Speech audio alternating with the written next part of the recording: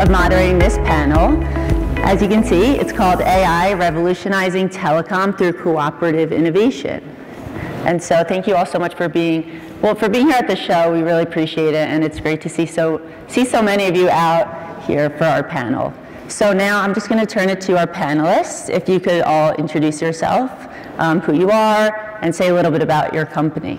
Sure. So good afternoon, everybody. I'm Tracy Hewitt. I'm the Vice President of Data Products and Monetization at EchoStar. Many of you know us by our other names, which are Boost Telephone as well as Dish TV. And so my area of expertise is really in making AI work. Right? There's a lot of hype around AI, generative AI, machine learning, all of those things. And I've worked across multiple industries, but I've been in AI about 15 years, finding really practical ways to make it add value in a really measurable way, right? So you can calculate ROI, you can calculate dollars, but that's my expertise. I've been with Dish about a year, and new to Denver, well, 1 year, so I'm looking forward to the conversation. Great, thanks. Awesome, and I'm Brian Gregory. I am with Intermedia, and focused in product marketing on the service provider channel. So Intermedia is a wholesale provider of both unified communications and contact center solutions. And our product focus is really about how we can integrate AI into these products to help. We as a wholesale provider, we sell to service providers such as yourself, who then sell to end customers. How we can roll solutions into our portfolio using AI to make them better, more efficient, and make your customers more productive. So that's our angle in this story. Thank you. Gary Sidhu with GTT Communications. I lead product engineering there. GTT, we are based in Virginia. Our customers, we are leading provider in the networking and the security as a service to very large customers worldwide. Our operations is across 170 plus countries.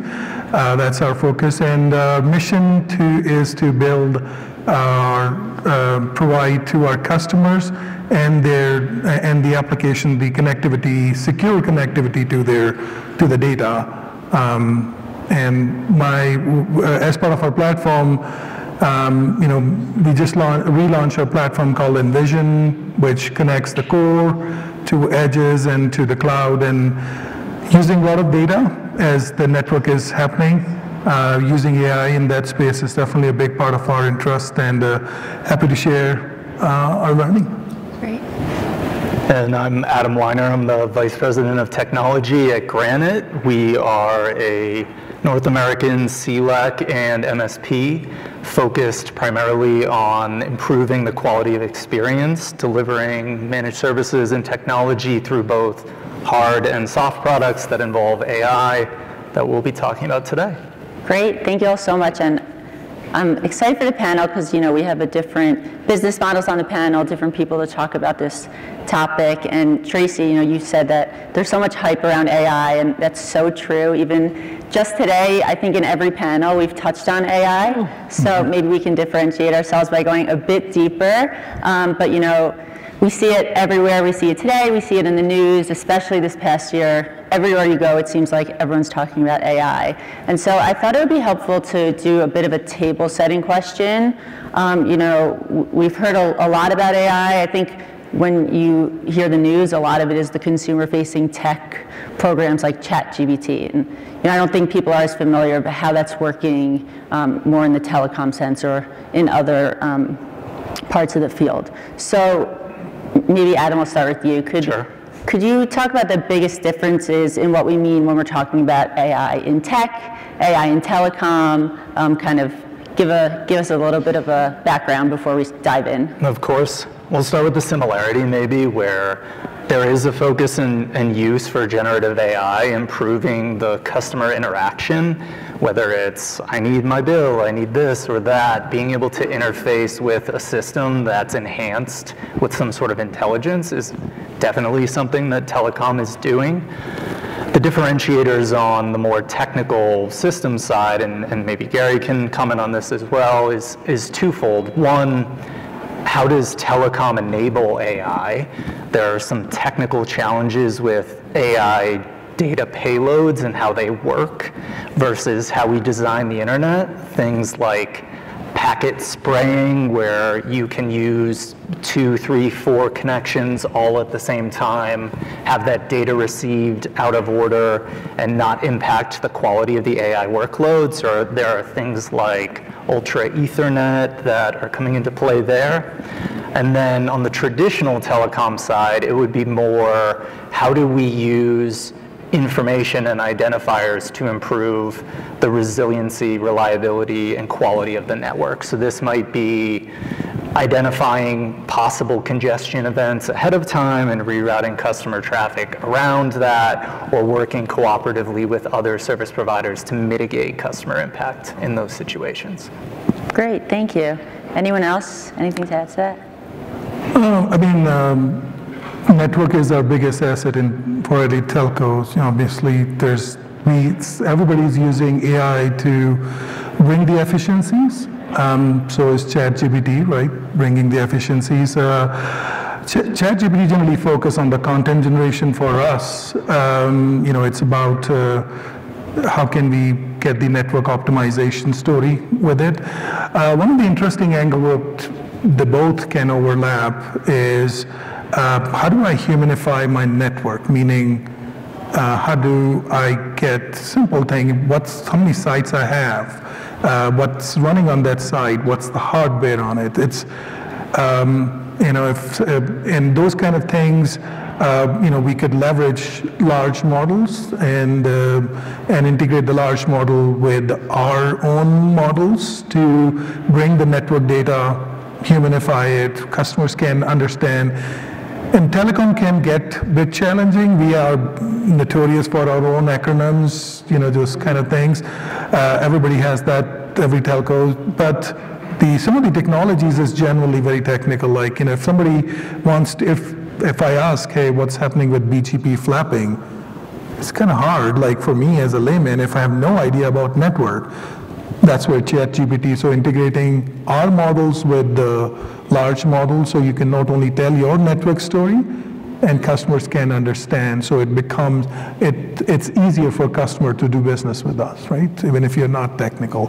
If customers have good network engineers, like life is easier. But as you're commoditizing the network, making the story easier. So ChatGPT-like technologies definitely helpful for us. And I think that's something that we've been experimenting with as well, right? Because you have very appropriately talked about the uniqueness of the complexity, right, and the massive data, and the real time. We need data real time in the industry. I think that the opportunity with combining what we used to call traditional AI with generative AI is the point you're making, Gary, right? Mm-hmm. Sometimes we can take some of that complexity away to make the information more accessible, right? Make the essence, make the insights, make the wisdom more accessible by using traditional AI to do kind of the powerhouse computing, machine learning, whatever might be the right tool in the back end, and then bringing that generative AI front end, right, which can kind of reduce some of the barriers and minimize some of the complexity and make it a little easier to see some of the efficiencies that can be gained more broadly. So, Great, thank you for that. I think it's always helpful before we dive a little deeper to, table set, so I appreciate that. So I know you all touched on this a bit, but could you go more into how telecom companies are leveraging AI to improve network performance and customer experiences? And maybe if you could share specific examples, that would be helpful as well. Do you want to start? Oh, sure, gosh. It's a big space, so I have enterprise responsibilities. So, a lot of what we do is look at data readiness and where's the data ready and where are the big opportunities, right, to have measurable improvement. We're big on measurable improvement.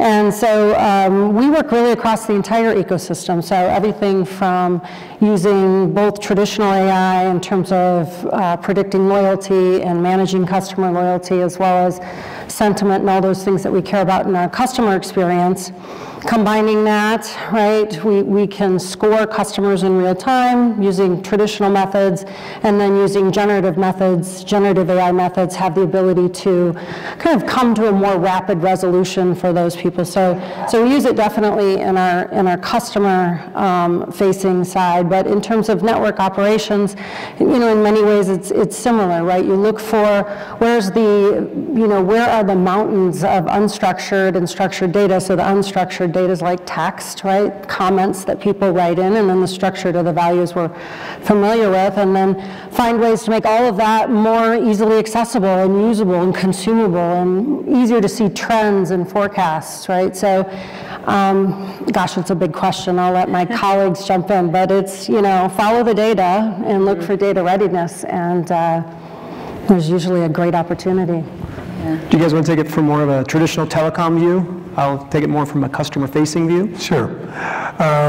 Tracy mentioned a lot of good use cases, and Adam also said, I saw a lot of folks are connectivity people, so one of the areas where we are working on is, like at our company, we provide connectivity in 170 countries, and getting a quote on the pricing is quite a pain. And so, just on the timing wise, if I can get the code, historical pricing, if I can take the data of the time that vendor has taken traditionally to deliver the services, so I can give a customer a better view of, okay, when can your network be available? So that's an interesting angle for us to collect all the data where all the network is, the performance of all the providers that we work with, give customer an estimate price quickly on what could the access would be. The ultimate goal we really want to achieve, and I know every telco wants to do, is this is another buzzword, but it is a must to solve. It's called digital twin. You don't want to tax your network performance by pinging the network. Could you create your network view in a virtualized way and run all different processes or different functions on it? So building a digital twin of your network, like for us, we have 460 IP POPs worldwide, how they're connected, how the wiring runs, how, we have 170,000 sites where customer locations are, how they connect. Getting a good view of a digital twin is one of our goals. And it's doable, but we'll talk about the data quality and some of the challenges, but I think there's a lot of opportunities for sure in telco. Yeah. It's always nice for me to hear a new buzzword. Yeah. Thank you. Yeah, and I think telco has traditionally lagged behind other industries in terms of the experience and the friction that you sometimes have from a buying and support perspective. It's not always the most customer-friendly experience. Hope I'm not saying something that offends anyone, but what we are trying to do is to use AI. We recently invented and deployed a technology called Edge Boot, which runs a local learning model on site that aims to eliminate 62% of service-related issues autonomously. So rather than the customer having a revenue-generating or revenue-impacting event, having to call in, the frustration of having to interface with the telco, we're able to use our hopefully close to omniscient view of the network to identify problems as they're happening and correct them. And just using that customer sentiment improving experience idea to drive technology is where we're going.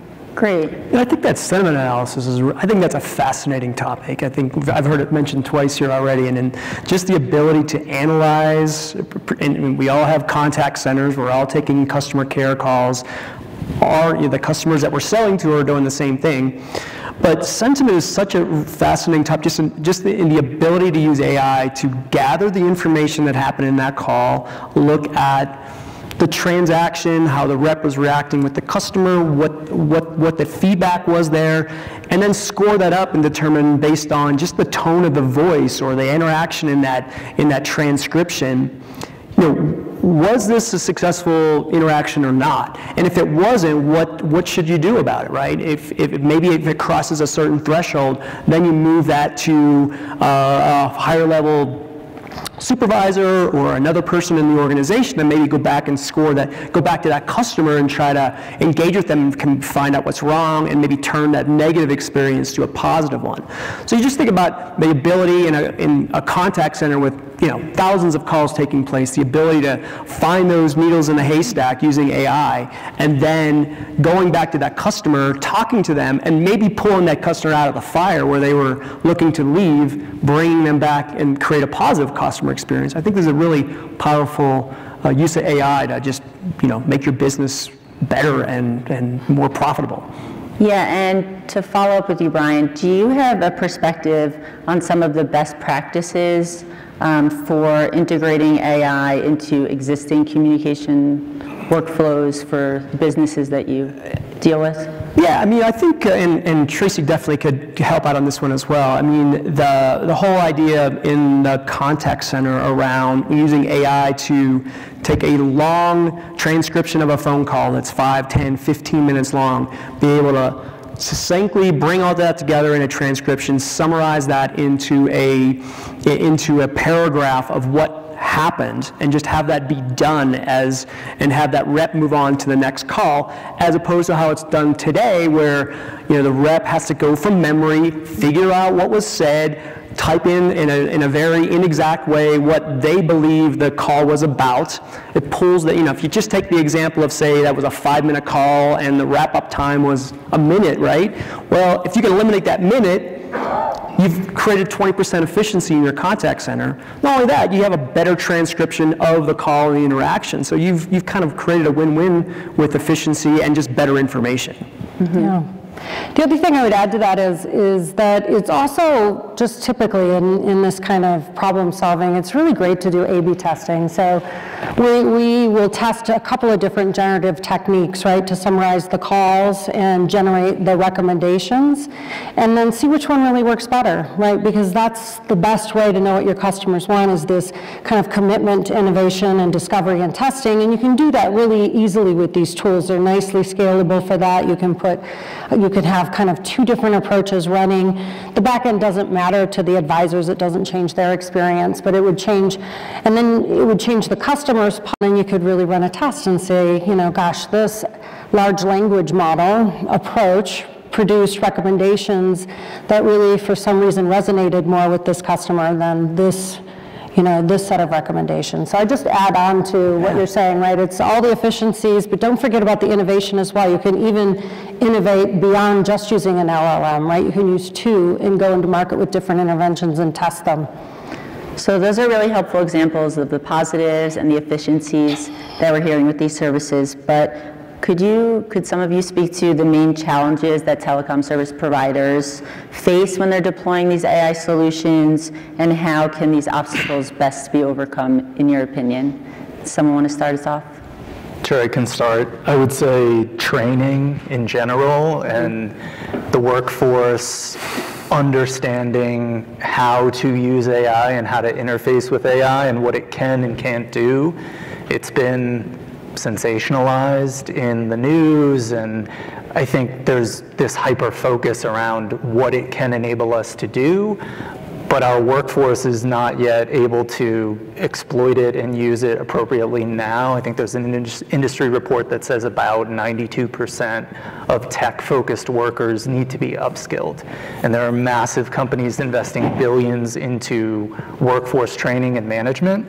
I would say that is certainly a challenge. The other challenge, which I think we're going to touch on later, is around security and digital trust. So there's research into 50+% of people are willing to switch providers if they feel like an alternate provider has a better security strategy and more privacy-related, transparency related to how their data is being handled.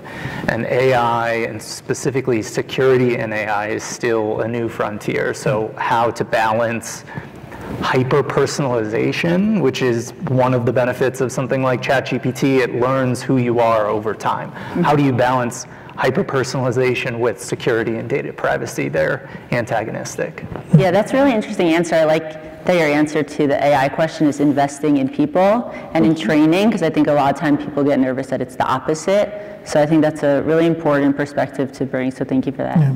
And Gary, do you have anything to add? I think there's 2-3 aspects, in my opinion, the challenges in our industry. First of all, AI is not a program, it's not a top-down initiative. It is not generally, it's a buzzword, everybody's learning, and everybody's defense. So it's not, you're not thinking AI first. So the programs generally are not top-down driven, CEO-driven, board-driven initiative. From bottom up, one of the biggest challenge, like I say, good wine starts with good grapes. So the data engineering that, like a lot of telcos have grown with acquisitions, and so the quality of the data matters. And so are you able to build a good view of your network, how the customer services are running, how the events are coming at those places? That is such a foundational work, and it is a very labor-intensive work. And timing in telcos is not the best, right? Spending money-wise. So the biggest challenge is getting the data monetization, in my opinion, for telcos to really adopt that piece. If you go a little bit up, let's assume it's blessed, the program is blessed by leadership, and there's an investment. Where do you run all of this? Like the infrastructure to run AI. Now telcos have huge amount of data, like I'm just speaking for my company, but large networks, like where I used to work before, like 99% of the world's IP traffic, they see that. Think about it for a second. In our world, like 50% of the world's IP traffic runs through our network. All the ChatGPTs, all the Instas, all the Facebook, everything you do that runs through the network. So there's network events are huge. So there is absolutely need. Now, where do you get the infrastructure? Like that amount of data, how do you run that infrastructure is a problem. Adam talked about security. Like how do you build that security into your model? He touched skills. People who are building, we don't have all the right AI people. They work for large companies. So I think the training the folks to build these models, I think I feel like it starts with the leadership accepting as a top program, focusing on your data engineering always, and building infrastructure and ecosystem. Who owns it? Like different organizations, like who owns these models? Like is it IT? Is it business? Who owns it? So those kind of things, if you want to build a program, you got to focus in telco, and I think that's the area we definitely need to solve in telcos, those 4 or 5 areas. And Brian, from your perspective from Intermedia, what do you find on a similar note, are the biggest challenges that businesses are facing as they're implementing these AI solutions into their companies? Well, I think it's maybe like the question of where to start, right? And I look at any kind of problem-solving initiative like this. AI is a tool set, but I think fundamental to using those tools is you just got to figure out where you want to point them and what business problem that you're trying to solve. And I think the ability to just to take a step back and say, well, I'm looking to solve my customer satisfaction issues, or my first call resolution, or I want to get my net promoter score up, and how do I use that as a what capabilities can I bring into the mix to affect those key business metrics? I think that's the best place to start, right? You start there, and then you start chipping away at, all right, well, now what tools can I deploy to maybe start doing some of those things. And like Tracy talked about A/B testing, like let's try this, let's try that, and just start to mix in different things that start to, and nice thing is you can start to really get down and measure these things and measure them, and then take that data and then react to the data with sort of maybe the next thing. So, I kind of just look at it like any business problem. It's just now you have a new tool set that you can point and use to direct at that business problem. Yeah, I think that's a great point. And so we've talked about efficiencies with AI, we've talked about some obstacles, but I'm also curious about if you could shed some light onto how telecom providers are addressing security concerns related to AI implementation, particularly when it comes to sensitive consumer data and ensuring network integrity, because I think that's something that's on a lot of people's minds when they hear about AI.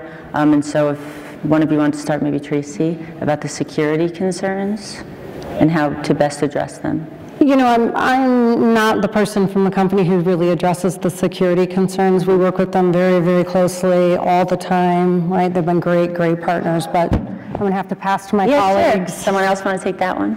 I'll start. Sure.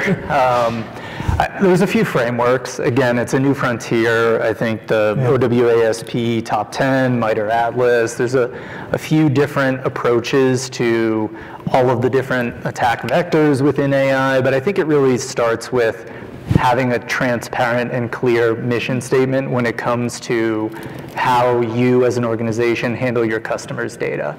And ensuring that as technology continues to evolve and policies continue to get interacted, that security is the foundation, that where data needs to be anonymized and looked at as a whole, as a data set to improve communications for everyone, that it is, and that customers have the ability to remove their information entirely if and when they terminate services with you, I think goes a long way to building that digital trust and reinforcing the integrity of the organizations that you're doing business with. But it's certainly similar to cybersecurity.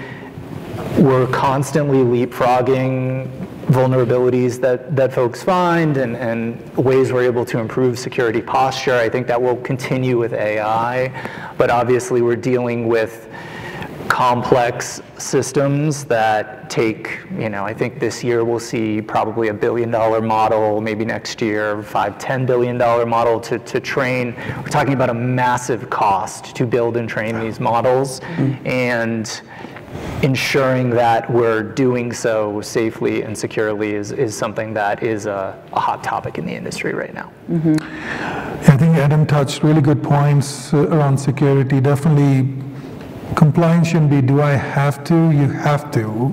Should be really a thought process. They're all part of your data engineering, right? How do you protect your data? How do you connect your data? You start thinking the access, the data minimalization or data obfuscation, or all of those techniques has to be built into your data engineering. Like he was talking about, you have to take care of the compliance piece first class. Like, it's not an afterthought. You have to take it. The other aspect to it is like, those are, and then as you're training the model, train the model with biases, the data biases, and and then also remove don't make model too complex for hackers. So those are some techniques that you definitely want to apply at the data. And as operationally, as we're running our networks, I think there's absolutely an important part of security in that. So whether it's like who is accessing the network assets, right? The continual authorization part, detecting the anomaly in our network. So I think it's sort of a circular thing. The network is your core part. Make sure the data engineering is done on it and apply the policies and those as a first-class citizen. And in your operation, in your cyclic loop, always learning more and training the models with those. Security should be the first class. I grew up writing code, and for me it was just put a thing in production. But now I'm working very closely with security folks, where the world is, how much hacking is happening, I think security should be your top, whether you're running, whether you're building the data models, whether you're training the data models. I think security should be an area, and it's like Adam was talking about, it's a new frontier for a lot of folks. So that's where the cooperation, learning from each other is an important part. Yeah. Security is first class. I think that's a great quote from this panel that we should all take away with us. And so going back again to some of the positive aspects of what we're talking about, in what ways would you say that AI is fostering cooperative competition among telecom companies? And how do you think this dynamic is impacting innovation in the industry? I'll let anyone take that. Yeah, again, sorry, I'll start. Yeah. If there's anything that the tech companies have shown us is that if the industry doesn't give them a solution, they'll create one. They have all of the money and all of the power and support right now. You look at NVIDIA, I think, is almost 12% of the US GDP by market cap. So you look at network operating systems and network equipment that was provided to tech companies in the early 2000s. It didn't work for them. They threw it out. They built their own. A few panels this morning have touched on the dynamic between power accessibility, and they've gone past the utility companies and start creating their own supply or negotiating directly with the suppliers. So I think it's paramount that Telecom works with them to create solutions that are able to support where they are going, or we might be on the back foot. I would say that's the first thing. And we're incentivized to work together to provide services that work because, again, money, revenue is being driven into this particular sector. So it's an opportunity for Telecom to expand and support this initiative.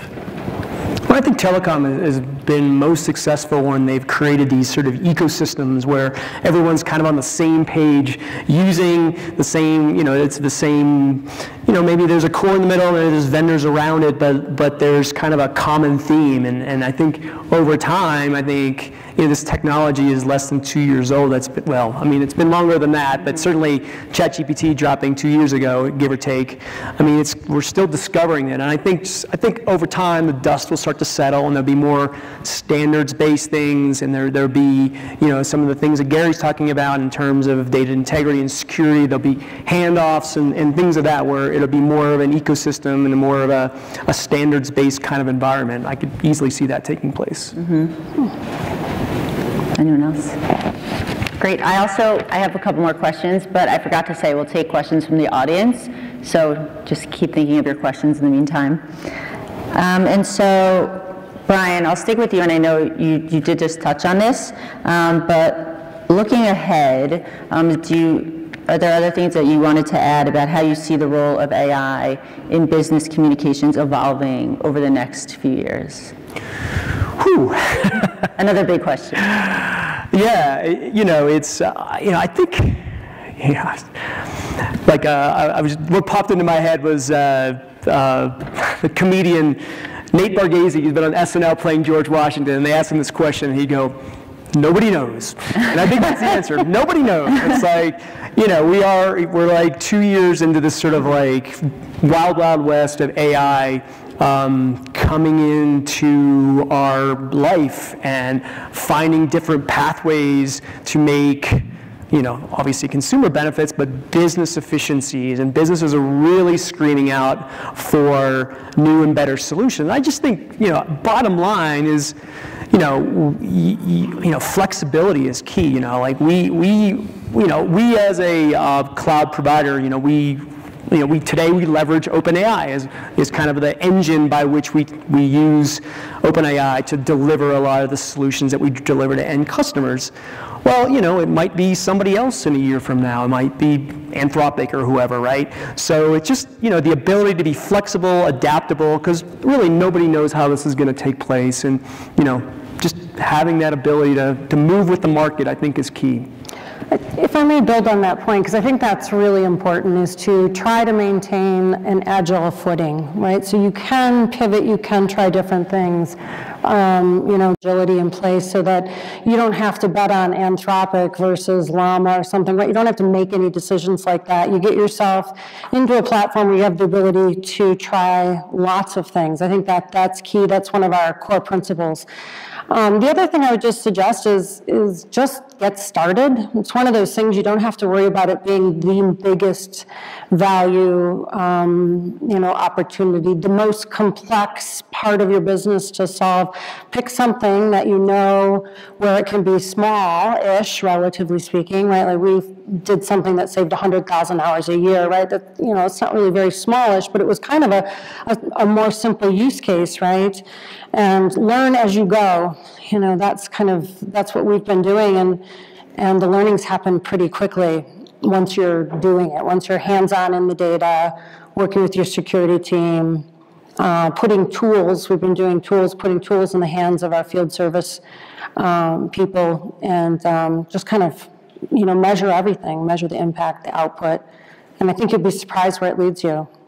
Yeah, I think that's a really great point. And I guess similarly for Adam and Gary, if you have a perspective on how you envision AI transforming the industry in the next 5 to 10 years, maybe the answer is we don't know. And what steps companies should be taking now to prepare for the future? And if any of you wanted to add to that.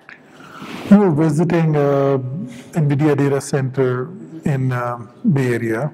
This was like world's 7th or 8th biggest data center, I forgot the number.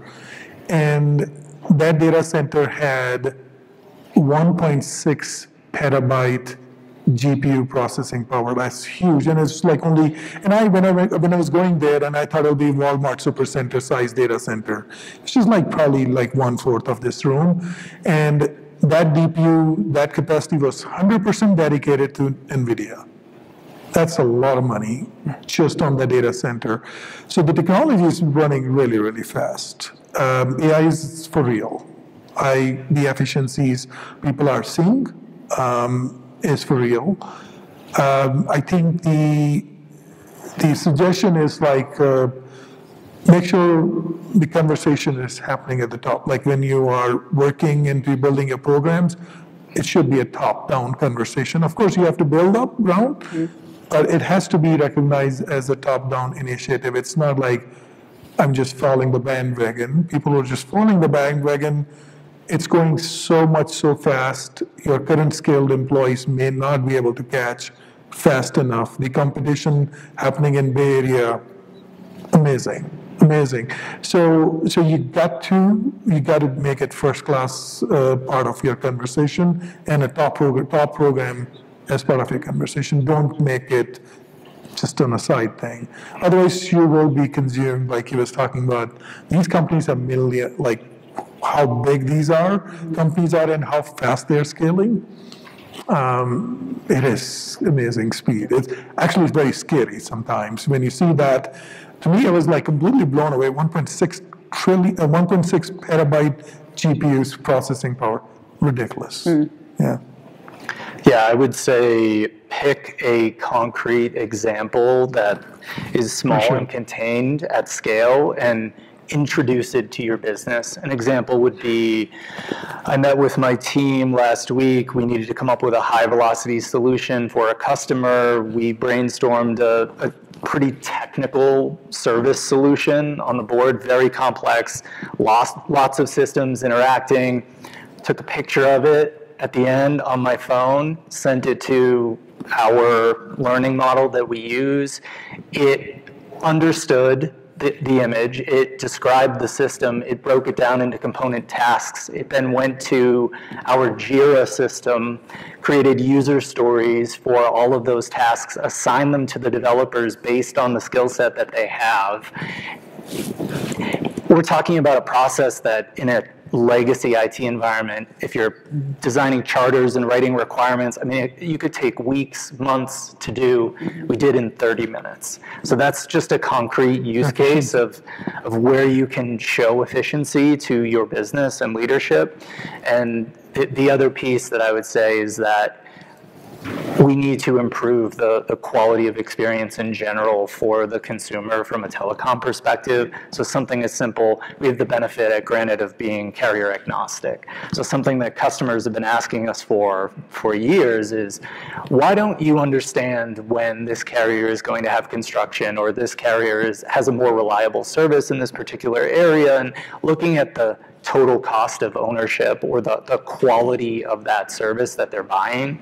So we took all of that data, threw it into a model, and the insights that we've been able to extract and show to the consumer are a massive differentiator. So things like that you can pick up across industries and apply to telco, I think that's where we're going to see in the short term. In the long term, like Brian said, no one really knows. I would say distributed AI, I would say you're going to see things happening locally at sites to reduce the latency of talking back to the model and improve the speed of efficacy to the customer.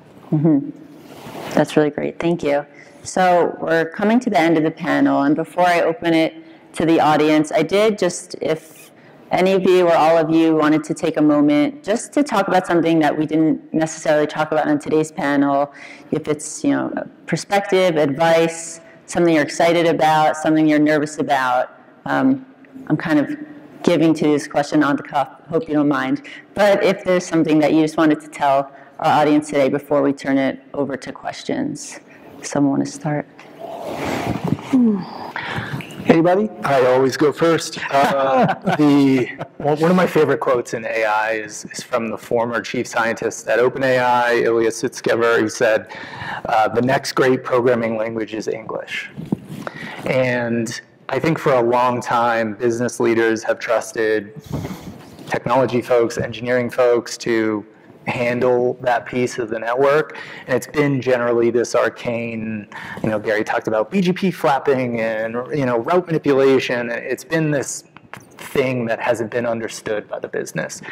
AI builds that Rosetta Stone where the executive team is going to be able to say something like, I want to groom services across my enterprise in order to reduce cost and improve resiliency, and use AI tools to get that done rather than handing the task off to someone else to execute it. So I would just say something that's interesting to me is getting more perspective on technology problems from generally non-technical people who haven't been involved in the conversation to date, but have incredible perspectives. Mm-hmm.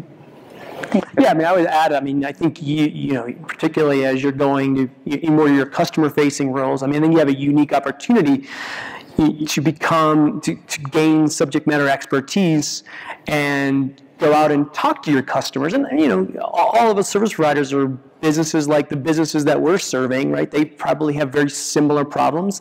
They are looking for solutions. They don't necessarily know how to solve them. So I think you're really in a very unique and powerful position as a thought leader and as a trusted advisor to your customers to really know and learn and have capabilities to bring to bear to your customer. I think it's incumbent upon you to really invest the time and learn and get this stuff out and get it in front of the people that you can best serve. One of the things that's kind of building on what both of you have said, one of the things that's exciting to me, and it's this idea of English is the next programming language and investing in our people for AI literacy and data literacy. It's been really interesting. We went through an internal program where we identified a couple dozen people who were not data scientists or necessarily data engineers, and we put them through pretty intensive AI training. We called it the AI Academy. And what's been so fascinating for me as someone who's been deep in the math and the stats and the comp side for 15 years was, first of all, they were extremely enthusiastic. And second of all, we had kind of very kind of some structured assignments and things like that, but they just took it, and I think it's some of this English as a programming language, and where they went with it was fascinating, right? I mean, it was just very exciting to me to see people who are not typically working with these types of tools. And one of my very favorite things about this group of people was they all came back and they said, wow, Tracy, it really is all about the data, right? And that's been something that's been a hard sell my entire career is we have to care about the data. It's such a boring thing. You say data governance and half the room falls asleep. But this group came back and they were like, we get it now, right? It is the data and now we understand it. And to me that was, I don't know, it's just, you asked about something exciting and interesting that I didn't expect. And I didn't expect them to be able to take it as far as they were able to take it. I didn't expect their enthusiasm. And I was so grateful for not having data quality and governance be a hard sell, at least to this group anymore, right? So it was kind of an interesting thing. That's great. Thank you. Anything else? All right. Well, I appreciate you guys answering my questions. And now I wanted to turn it over to the audience. I think we have a question right there. Hi, nice job. Very interesting. Question for you, since, again, telephony related. Did you guys, when you got involved with doing some AI processes to add to your OSS, your customer service, did you buy turnkey off the shelf and then try to sew it into your process, or did you guys try to develop it just using base AI tools and customize it for your own application? Is that question for me? Okay, well, I'll tell you what we do, and then I'll be quick. We typically look and see if there's a capability built into something we own, we leverage that first, right? So if we already own it, like say Tableau, right? Tableau has embedded AI. We're not going to break into it and add AI. We could, but why, right? We're kind of getting it for free, and there's a lot of examples, right, in Git and in Amazon Connect and things like that. So our philosophy is let's leverage what's native first, and then if there's a use case, if there's an ROI for a additional investment, right, like it's not doing it because, and we think we're missing out on this, and it's this much money, then we consider building something custom, but that's just kind of our approach right now. You guys want to amplify that? For us, we've been partnering with NVIDIA, and I think they have a pretty nice Kickstarter program. Depending on your relationship, they'll give you the access to the GPUs and very fast. I think their ecosystem is good. I think when you talk with them, I'm not selling NVIDIA, but like there's, what we liked that part was, hey, you can egress a lot of data in there. They'll give you a lot of tooling to run there. So they actually have a very vested interest in democratizing AI, not only for their platform, but just generally, like they're really passionate about it. We also use Azure services. We believe there's more advancement happening on cloud at a quicker speed than you are tying yourself with some niche piece. But at the same time, you have to build the practice within our, this year, our big focus has been the data, getting the data right, and then in looking into where do I run this model, and just finding a good skilled people at competitive price to get this work done. I think that's that part is the hardest one, finding the skilled folks quickly to go on it. So I think that's where we find most challenge. But you'll get a pretty good help from companies like NVIDIA. Pick your favorite public cloud. They all are pretty good. Yeah, it's a traditional buy versus build type approach. I think when it comes to OSS integration, our stance is if it's something native to the platform, similar to what Tracy was saying earlier, and it's self-contained, it optimizes that, it works for your business, there's an ROI, why would you develop that again? If it's connecting systems together and it's very specific to your business and it's likely to change over time, and you would want the ability to control that timing window, meaning you get new data in and you want to see what the impact of that data is immediately, having the ability to fine-tune that and control how it applies to your business is powerful. So that's where I would lean on what Gary said, and you need to be working with a partner. You need to have a strategy for how to leverage AI to use your own data to train things when your systems are communicating between each other. Because generally, Salesforce, for example, they'll sell you 700 different AI-related licenses. They're not all good. And I think it's important to understand when it's a core competency of the platform and it makes sense and there's an ROI, and maybe when it's less clear, that might be something you can explore as a passion project and demonstrate value for the company. I think it's like, oh, I'm sorry. No, I just want to make a quick point. I think the simplest thing you can do is use the Microsoft Azure's into Outlook, and in their ecosystem, the entire ecosystem, whether you're sending email, PowerPoint, chat, your Excel sheets, that is available on their cloud. Simplest thing, hey, when is my next meeting coming? What did I talk with this? It's just simplification. That itself is such a efficiency booster, like, in my opinion. Try, those kind of, anything that has a very good connected ecosystem of things like, Microsoft has. I think it's definitely low-hanging fruit. You can easily buy those licenses, right? I think if it's something you think you're going to differentiate yourselves in the marketplace with, like that it would be a differentiator in how you compete, then kind of to Adam's point, it's probably worth looking at, making the extra investment. But if it's something that you're not expecting to be differentiating your company in the market, then you might want to just use what's already built in and natively included. But differentiated value is a concept that we use a lot. Thank you for that question. Any others from the audience? Missing any? Oh, there we go. Well, it's not really a question. My name is David Winch, and I am the chair of the committee advising the board for events and membership. And one of the things that we had recommended was this series of tech tracks. We would love your feedback on the direction we're headed. We're trying to do the integration of coopetition and policy technology items. I'm David Winch with Accent Networks. I'll be moderating the next panel, so I'll be around. We'd love your feedback as far as what's working, what's not, and what you'd like to see better. And thank you for everything you shared today. Great, thank you so much. And I know you all just applauded, but I really want to say that you all are doing really amazing things in the industry, and it was really a privilege to moderate this panel, and thank you. You all have very big brains, and it was a pleasure to talk to you all. So now, please join me in greeting our panel.